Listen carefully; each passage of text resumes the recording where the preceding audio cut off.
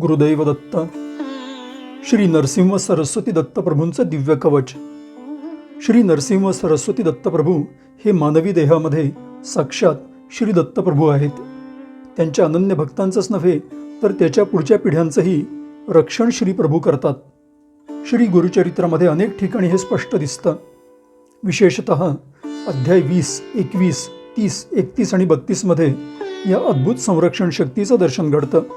भक्ताच्या केवळ अढळ निष्ठेनं, श्रद्धेनं आणि सेवाभावानं हे दिव्य कवच अखंडपणे त्याचं वंशोवंशी रक्षण करतं. हे रक्षण केवळ संकटांपासून नसतं तर अंतःकरण शुद्ध करणारं आणि ज्ञानप्रकाश देणारं असतं. याचं सर्वोत्तम उदाहरण म्हणजे श्री गुरुचरित्राचे रचनाकार सरस्वती गंगाधर आहेत.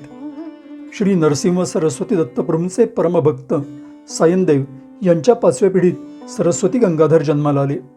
सायनदेवांची भक्ती, श्री गुरुसेवा आणि पूर्ण समर्पण यामुळे त्यांच्या वंशजांनाही श्री नरसिंह सरस्वती दत्तप्रभूंच्या दिव्य कवचाचं अखंड संरक्षण मिळालं.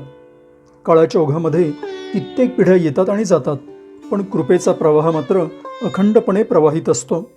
काळ आणि पिढ्यांच्या सीमांनाही ओलांडून जाणारी हीच ती अद्भुत कृपा आहे. श्री नरसिंह सरस्वती दत्तप्रभूंचे हे दिव्य कवच म्हणजे भक्तांना वंशोवंशी आत्मिक, नैतिक आणि दैवी संरक्षण देणारा अमूल्य आशीर्वाद आहे.